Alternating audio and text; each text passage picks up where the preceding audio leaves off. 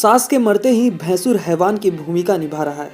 वो अपने छोटे भाई की पत्नी के साथ दुष्कर्म करने से भी गुरेज नहीं कर रहा, जबकि मोहल्ले के लोगों की वजह से उसकी इज्जत और जिंदगी बच रही है। लेकिन यह जिंदगी भी कितने दिन तक बचेगी, यह तो उसे खुद नहीं पता, क्योंकि वह और उसका बीमार पति अपने बच्चे को लेकर दर दर की ठोकरें खाने को मजबूर है। क्योंकि अगर वह लोग अपने पैतृक घर जाएंगे तो उसका भैंसुर पूरे परिवार की हत्या कर देगा। यह कहना है शहर के भुल्ली थाना क्षेत्र निवासी एक विवाहिता का, जो मासूम 5 वर्षीय मासूम और बीमार पति को लेकर रविवार को मीडिया के समक्ष पहुंचकर न्याय की गुहार लगाई।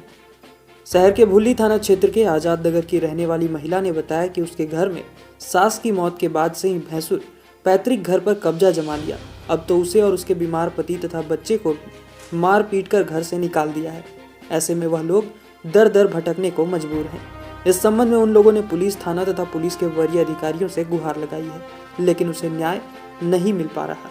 अब उसके सामने इस ठंड के मौसम में ना तो बसेरा है और ना ही पहनने को कपड़े। उस पर जान जाने और इज्जत लूटने का खतरा भी है। उन लोगों का जीना मुहाल हो गया है, लेकिन धनबाद पुलिस ना जाने क्यों उनकी फरियादों को नहीं सुन रही है।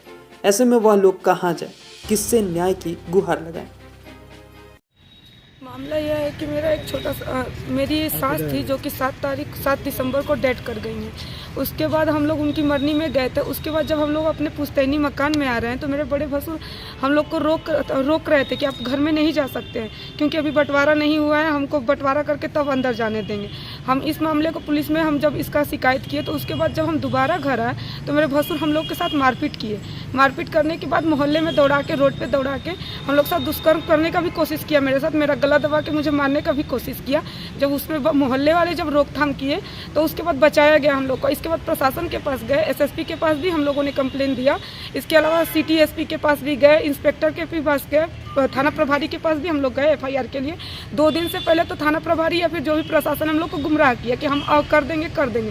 2 दिन हो गया इस मामले को। इसके बाद जब हम इंस्पेक्टर के पास कल फिर गए, मीडिया का धमकी दिए। उसके बाद इंस्पेक्टर ने बोला ठीक है आपका एफआईआर हो गया। एफआईआर के तौर पर यही हमको एक रिसीविंग थमा दिया और अभी तक आरोपी घर से बाहर अभी तक आरोपी बाहर घूम रहा है। हम लोग को यह डर है कि हमको कभी भी कुछ भी हो सकता है, फिर भी थाना उसको अरेस्ट नहीं कर रहा है। और अभी हम लोग बाहर रह रहे हैं घर से। 3 दिन हो गया है, एक ही कपड़े में, ना खाना खाए हैं ना ही कुछ किए। 3 दिन से हम लोग घर से बाहर है। एक छोटा सा बच्चा है मेरा 5 साल का, उसको हम रोड पे लेके अभी रह रहे हैं, दूसरे के घर उसको दिए। अभी डायलिसिस के बारे में क्या कहा जाता है? डायलिसिस, मेरे आदमी किडनी पेशेंट है, उनका डायलिसिस चलता है। उनको भी अभी इलाज के लिए मुझे बहुत दिक्कत हो रहा है। अपना घर छोड़ के इलाज कराने में मुझे बहुत दिक्कत है। इनके साथ भी हाथापाई किया, इनको भी मारा, जबकि इनका दोनों किडनी डैमेज है, इनके शरीर में थोड़ा भी दम नहीं है। इनके साथ भी हाथापाई हुआ बहुत ज़बरदस्त तरीके से। इंजरी वगैरह भी है, फिर भी थाना सुन नहीं रहा है हम लोगों का। एसएसपी पास गए थे? एसएसपी के पास भी गए थे। एसएसपी सर बोले हाँ हो जाएगा। हम प्रोटेक्शन भी मांगे, सर हम लोग का जान नहीं बचेगा। सर बोले हाँ जाइए आपका हो जाएगा, लेकिन कुछ भी सुनवाई नहीं वहाँ से भी। वहाँ का भी रिसीविंग। इनका इलाज कितना दिनों से चल रहा है? इनका इलाज कम से कम 5 सालों से चल रहा है। ये क्या करते हैं? ये इलेक्ट्रो स्टील में जॉब करते थे। किडनी फेलियर के कारण इनको जॉब से निकाल दिया गया था, उनके जगह पर मुझे दिया गया था। मैं जॉब करती हूँ। अभी 3 दिनों से 4 दिनों से मैं जॉब पे भी नहीं जा पा रही हूँ। तो हिस्सेदारी क्या चीज़ का मांग रहे हैं आप? हिस्सेदारी वही पुश्तैनी मकान का ही मांग रहा है। तो सरकारी मकान है कि पुश्तैनी मकान? नहीं, पुश्तैनी मकान है। उसमें से 3 भाई हम लोग राजी थे, क्योंकि वो घर बंटवारा करने लायक नहीं था बेचने के लिए।